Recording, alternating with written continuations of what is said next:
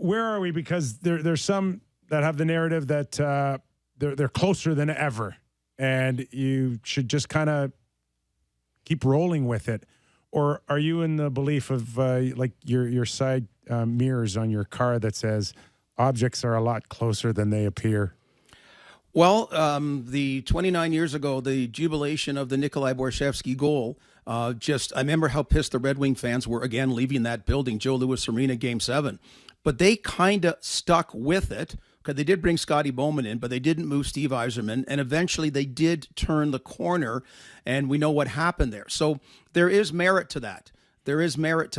That's the best comparable that I have. But I'm annoyed that, again, because this is the core group that just flat out didn't want to compete in the big games the previous 2 years. So we're in this predicament because when you have a chance to seize an opportunity, you didn't get it. And this time, when you had a chance to seize a very difficult opportunity, once again, it didn't happen. So I don't know. Is it kind of thing that, because I really believed if they won this, I had them picked to win the Stanley Cup. I really think, you get that one series out of your way, particularly against the defending Stanley Cup champions, but we'll never find out. No, and so I want to play a clip for you here, Derek. If we can play the Morgan Riley clip on Does This Year Feel Different? Why don't we listen to that, and then I'll ask you a question on that. We do have that confidence in us, but... It's not right now, because the feeling is the same, the outcome is the same. Whether or not there's, differences or more positives or whatever, it's going to take some time to figure that out. Ultimately, the outcome is the same, which is very disappointing. We'll break it down further, but right now, no. And what about you, Gord? Does it matter that it feels different? A lot of people think it feels different. Riley said for his case, it doesn't feel different, but that seems to be the narrative coming out of their losses, that it felt different or doesn't feel as bad about this team. Where do you sit on that?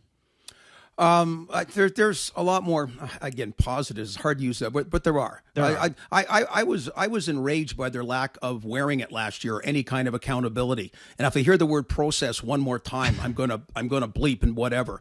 So so this is, and your affiliation with the New York Islanders, and I lived it, that they had some heartbreaks before they won 4 cups in a row. Justin, you know that very well from and then they turned the corner. So.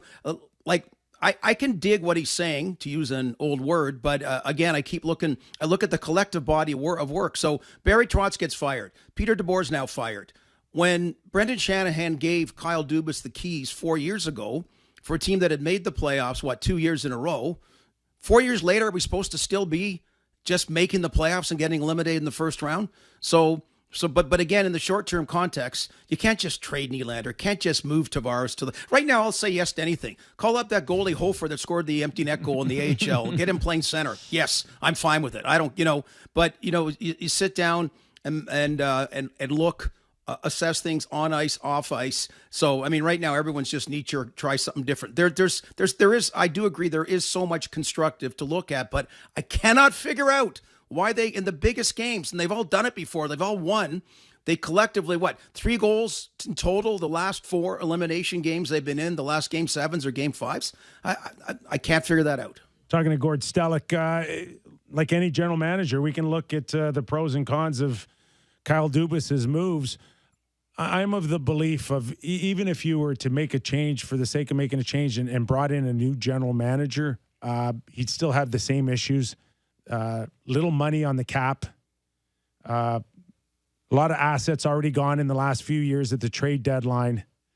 So where are you with one more crack for Kyle Dubas here? And he does have, Gord, a knack for finding some pretty good pieces at bargain basement prices here. Do you give him another chance this offseason to go do what he needs to do? Yeah, I'm not after anybody's job. I'm okay with it. I'm okay with it. It's just, you brought up another point, though, Kipper. They don't have draft picks. They've traded like a team that's supposed to go deep in the playoffs, and they've never done that once, And then they haven't ever developed a goaltender. Like, come on, Jeremy Swayman's getting developed. They got Spencer Knight in Florida. Vasilevsky was a first round pick for Tampa Bay. Like this predates Kyle Dubas. They haven't developed one except for James Reimer since Felix Potvin.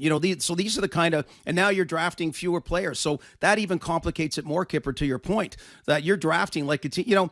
Chatting with Doug Armstrong today, he mentioned the St. Louis Blues. He thinks the job of as a general manager is to get you close.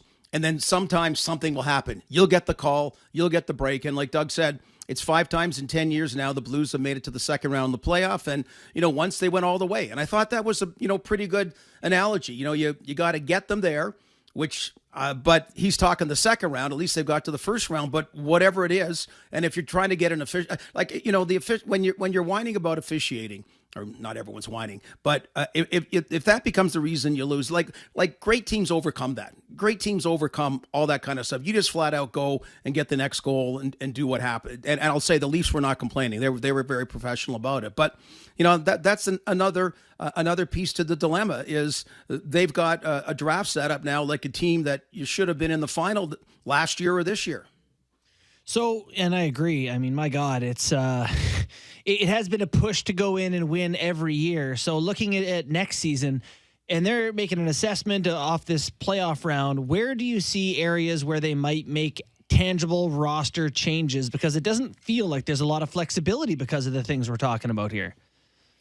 No, I mean, it's like Jim Nill in Dallas. They're out, and look who he's got to sign. Ottinger and Robertson, right, coming off entry-level contracts. Dubas has to sign Jack Campbell. And they got to find money for him in some way, shape, or form. They've committed so much, Justin, to this that like just a cosmetic piece doesn't change it. And who doesn't want Austin Matthews on their team? He's the Hart Trophy winner. And Mitch Marner on their team. He's outstanding. Game 7, he didn't do the Mike Babcock. Matthews played over 25 minutes. Marner close to 25 minutes. We're trying that way, but in a lot of ways, it just said, where's the Nick Paul on Tampa Bay? Where's the Max Domi from Carolina on Toronto? Where's the Nikolai Borshevsky or the Mike Foligno getting the big overtime goal? And to your point, and I've read your articles on that, just about Kerfoot is an example. I really like him, but he took a needless penalty one game at home. Okay, that penalty kill. He's aggressive in that, but there's a carelessness there that there was no choice but to give the second minor. That's one you really don't want to get in the offensive zone. And the guy was hustling and everything, but just you needed the big play from one of those particular players in Game 6 or Game 7, like Nick Paul did, choosing to get his first 2 ever playoff goals in Game number 7 for Tampa Bay. Gord, we talked the majority of the season loving the third line, Kampf, Engvall, and Mikheyev. And yet down the stretch, the 2 on the wing were awfully quiet. Does that change your feeling about Mikheyev and where you'd be willing to go to bring him back and where you just say, okay, bye-bye? Yeah, I'm okay with bye-bye. I like the guy, but I'm saying, Kipper, Gary Volk got another contract based on a strong playoff and a big overtime goal, right? Remember that? Yeah. I mean, did Ville Leno. Yeah, Ville Leno. Okay. Yeah. Okay, Gary Volks was within reason. It was a 2-year deal, but Kipper did 99 against Pittsburgh, and and to me, that's where a difference maker has to be. I think the one thing about the contracts. Okay, I understand that's spilt milk, but there were such aggressive negotiations that the Leafs also set a standard that. Incredible signing bonuses, little salary based, which pissed off other general managers because they're used as precedents or they're used as comparables, and so that's one. And then in Austin Matthews' case, he got the 5 years rather than Connor McDavid's 8, and that's set the standard now that okay, you can still get the money, but you don't have to sign for 8 years your second contract. You can potentially walk or be a UFA after 5. So. So much, there seems to be so much compete in those things. You go, where is it on the ice when you need a win in game number 7? And that's not being critical of Austin Matthews in the slightest. I'm just saying in the boardroom, there's been a real aggressive way about, getting things done, and fine, negotiations are negotiations, but where is that it factor to make a difference?